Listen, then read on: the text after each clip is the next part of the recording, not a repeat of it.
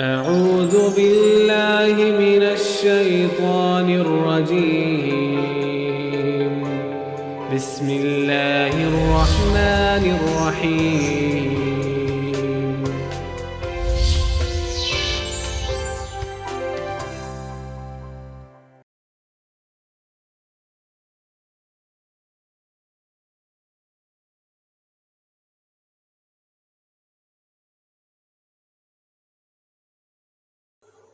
नाज़रीन मोहतरम अस्सलामु अलैकुम। औज़ुबिल्लाहि मिनश्शैतानिर्रजीम बिस्मिल्लाहिर्रहमानिर्रहीम। अल्हम्दुलिल्लाहि रब्बिल आलमीन वस्सलातु वस्सलामु अला अशरफिल अंबिया'i वल मुरसलीन मौलाना सय्यदना नबियना शफीअना अबुल क़ासिम मुहम्मद व बारिकना सल्लल्लाहु अला मुहम्मदिन व आलि मुहम्मद। नाज़रीन, मैं आपके सामने हाजिर हुआ हूँ इस्लामिक क्लासेस के सिलसिले में, जिसमें हमारी गुफ्तगू का जो मौजू है वो मुस्तकिल चल रहा है रूल्स ऑफ इस्लाम। हमें रूल्स ऑफ इस्लाम किस तरीके से सीखना चाहिए, कब सीखना चाहिए और क्यों सीखना चाहिए, ये इंशाल्लाह अगर आप हमारी तमाम जो है वो क्लासेस को सुनेंगे तो तमाम चीज़ें आपके लिए रोज़े रोशन की तरह आश्कार हो जाएंगी। अगर हमने इस्लाम को कबूल कर लिया है और तमाम चीज़ें हमने अपने इससे पहले वाले बयानात में जिक्र किया है कि जब हम इस्लाम को कबूल कर लेते हैं और तमाम चीज़ें हो जाती हैं और हम इस्लाम की बुनियादों को भी जो है वो मान लेते हैं, तो सबसे पहली चीज़ जो आती है इस्लाम में हमारे ऊपर फ़र्ज़ बनकर अमल की, उसमें तो वो होती है नमाज। अब हमारे लिए सबसे पहले जानना ये ज़रूरी है कि नमाज के जो भी रूल्स हैं, यानी इस्लाम के रूल्स जो है, सबसे पहले जो शरीयत इस्लाम ने आपके ऊपर जो चीज़ें वाजिब करार दिया है, उसमें सबसे पहले, क्योंकि हम बचपने से सुनते आए हैं कि जब हम बहुत छोटे थे और हमें मकतब में पढ़ाया जाता था, तो हम फुरूए दीन की बहस में जब जाते थे तो सबसे पहले बताया जाता था कि अव्वल जो है वो नमाज है। जब अव्वल नमाज है तो नमाज के क्या आज तक हम रूल सीख पाए कि नहीं, ये एक लम्हे फिक्रिया। और अगर नहीं सीख पाए तो नाज़रीन अभी भी वक्त गनीमत है कि हम तमाम नमाज के जो है रूल्सों को सीख लें, क्योंकि हम इबादतें तो कर रहे हैं, हम नमाजें तो पढ़ रहे हैं, हम जो है तमाम मुस्तहबात नमाज, हम तमाम वाजिबात नमाज, हम ईद की नमाज, हम जुमा की नमाज, हम पंजगाना नमाज, हम तमाम नमाजें तो पढ़ रहे हैं। पता नहीं वो बारगाह रब्बुल इज़्ज़त में काबिल कबूल है कि नहीं। और उसके लिए ज़रूरी ये है कि उसके रूल्स के एतबार से हम अदा कर रहे हैं कि नहीं, जो इस्लाम ने हमें उसके रूल्स बताए हैं। देखो कौन कौन सी चीज़ें इनमें वाजिब है, कौन कौन सी चीज़ें इनमें मुस्तहब है, कौन कौन सी इसमें चीज़ें मकरूह हैं, ये तमाम चीज़ों को हमें जानना ज़रूरी है कि नहीं ज़रूरी, ये मैं आपसे पूछ रहा हूँ। क्योंकि जब कोई इंसान किसी फेल को अंजाम देता है तो सबसे पहले उसके लिए ज़रूरी ये होता है कि उसके तमाम कानून को वो जाने। अगर कानून, मिसाल के तौर पर हम एक मेज़ बनाने के लिए बैठ गए और तमाम जो है चीज़ें हमने लकड़ी जमा कर लिया और ये तमाम चीज़ें जमा कर लिया, उसके बाद हमें उस बात का इल्म नहीं है कि ये जो मेज़ जो है वो किस तरीके से बनेगी, तो क्या हम मेज़ बना पाएंगे? क्योंकि हमें इल्म नहीं है। हमारे पास तमाम आसास मौजूद हैं, अगर हमें खुद नहीं मालूम कि ये मेज़ किस तरीके से बनेगी, तो हम कभी ज़िंदगी में जो है वो मेज़ को बना नहीं सकते।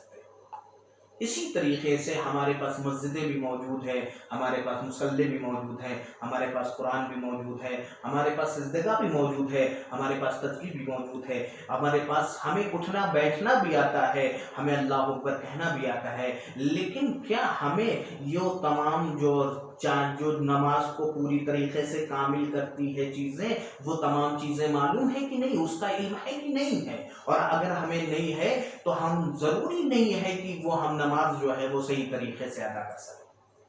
क्योंकि हमें तो उसके तमाम असबाब तो हमारे पास मुहैया है, लेकिन हमें इल्म इस बात का नहीं है कि उसमें कौन सी चीज़ें वाजिब है, कौन सी चीज़ें मुस्तहब है, कौन सी चीज़ें हराम है, कौन सी चीज़ें मकरूह है। इस चीज़ का हमें इल्म नहीं है। तो सबसे पहले हमें सीखना है कि जो रूल्स ऑफ नमाज हैं, रूल्स ऑफ इस्लाम है, रूल्स ऑफ रोज़ा है, रूल्स ऑफ वज़ू है, इन तमाम से रूल्स ऑफ हज हैं, इन तमाम चीज़ों का सीखना हमारे लिए सबसे पहले नाज़रीन ज़रूरी है। अगर हम नहीं सीख रहे हैं तो वाकई हम अपनी ज़ात को नुकसान में ले रहे हैं। यानी हम अपनी ज़ात के साथ जो है, खुद अपनी ज़ात के साथ दगा कर रहे हैं।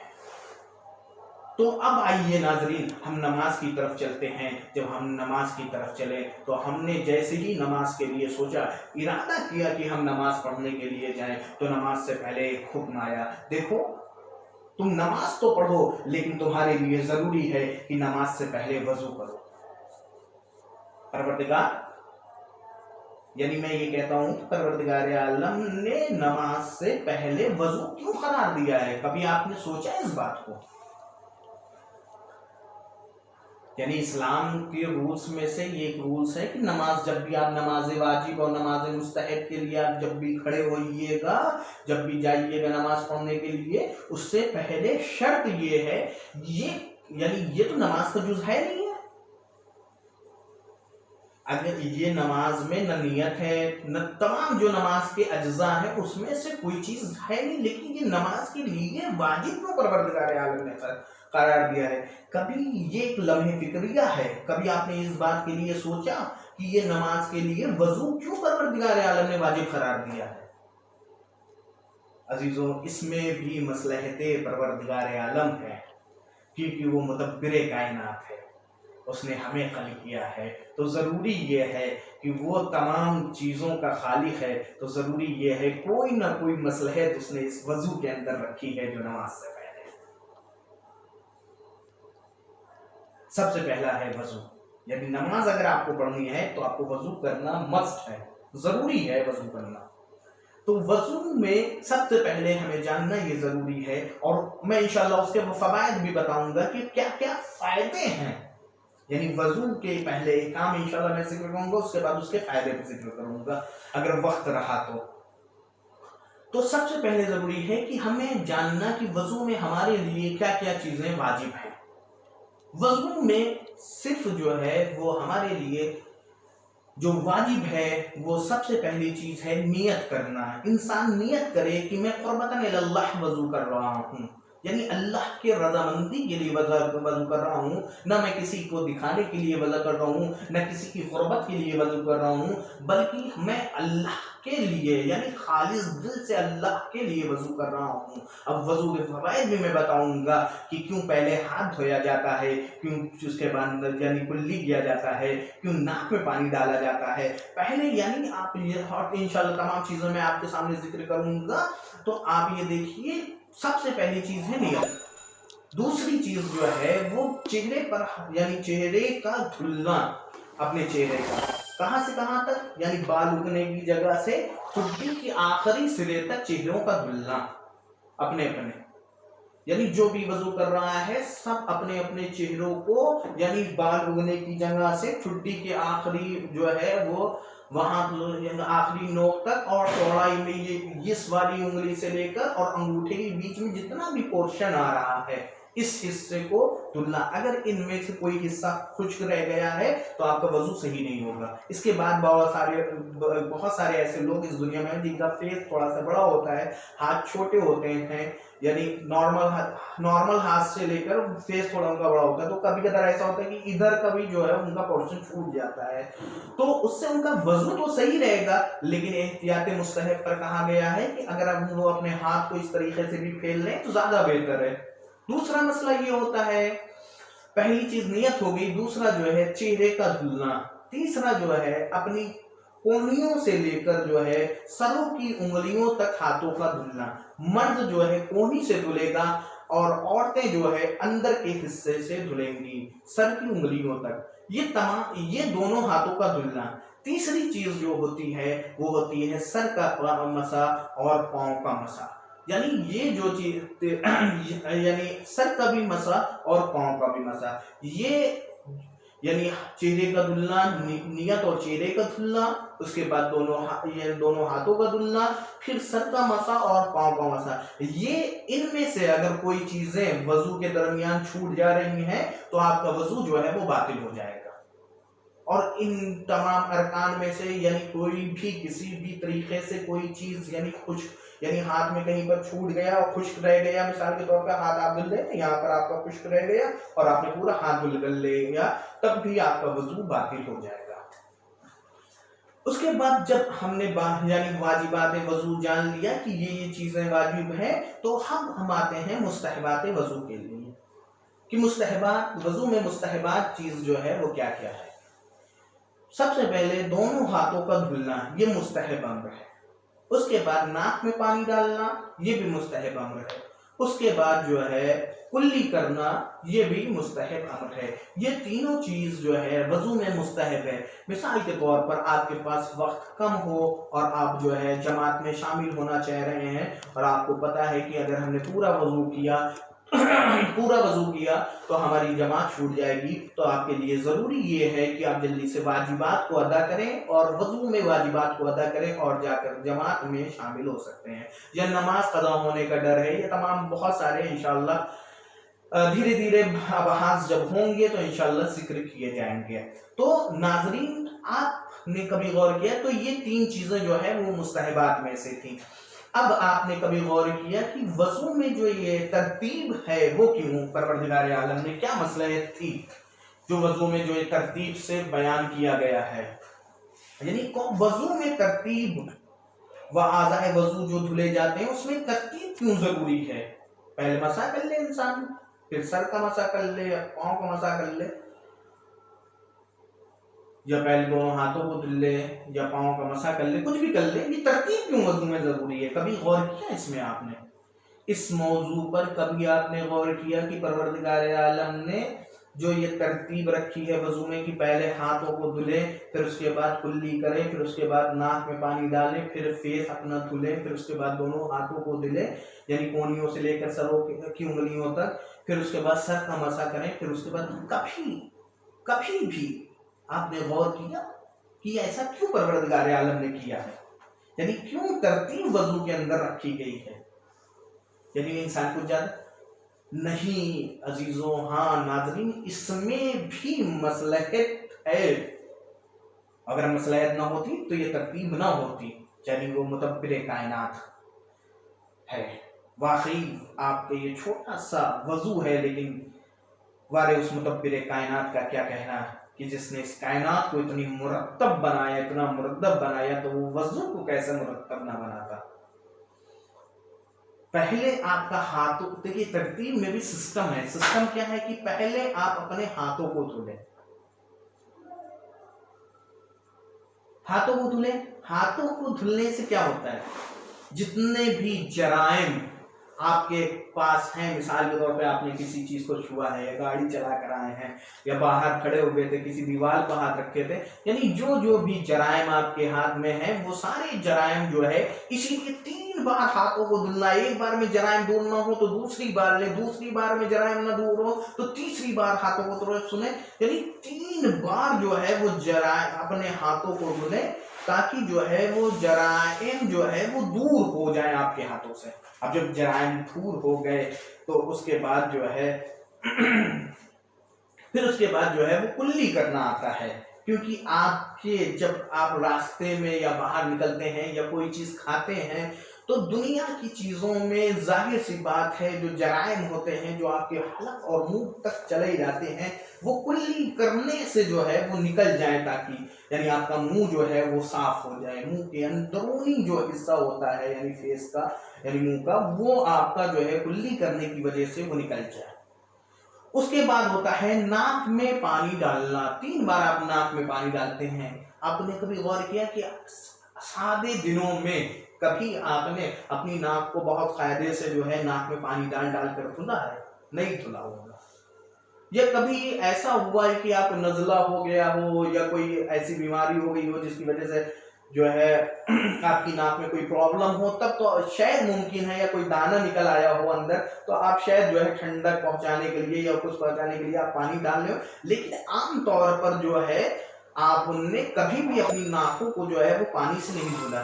सुबह उठते हैं मॉर्निंग में, मुंह धुलते हैं, पेस्ट करते हैं, बट आप नाक में पानी डाल के उसको नाक को नहीं धुलते। लेकिन परवरदिगार आलम ने नमाज के जरिए जो ये ऑक्सीजन आप लेते हैं नाकों से, नाक के जरिए जो सांस लेते हैं आप नाक के जरिए, जितने भी जराइम इस हवा में इस यानी उसमें पाए जाते हैं, इस जो है हवा के जरिए से आपके नाक में जाते हैं, परवरदिगार आलम ने इसी वजह से दिन भर में कम से कम 5 मरतबा आपकी नाक और आपके फेस और आपके मुंह को, यानी इस बहाने से जो है परवरदिगार आलम, यानी आप वजू जब करते हैं नमाज के लिए, यानी 5 मरतबा या 3 मरतबा, जितनी मरतबा जो है आप नमाज पढ़ने के लिए खड़े होते हैं, उतनी मर्तबा जो है आप अपने मुंह को भी धुलते हैं, अपने हाथ को भी धुलते हैं और अपनी नाक में पानी भी डालते हैं।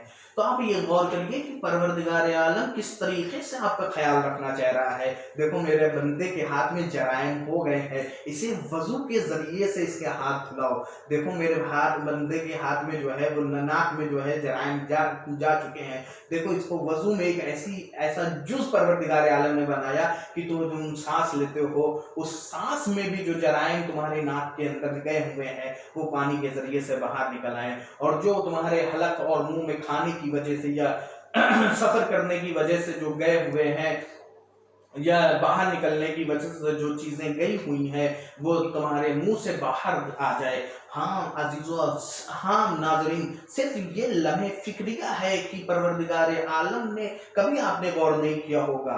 तीसरा मसला ये होता है कि यानी जब हमने नाक में पानी डाल दिया, फिर एक मसला आता है फेस का धुलना, चेहरे का धुलना।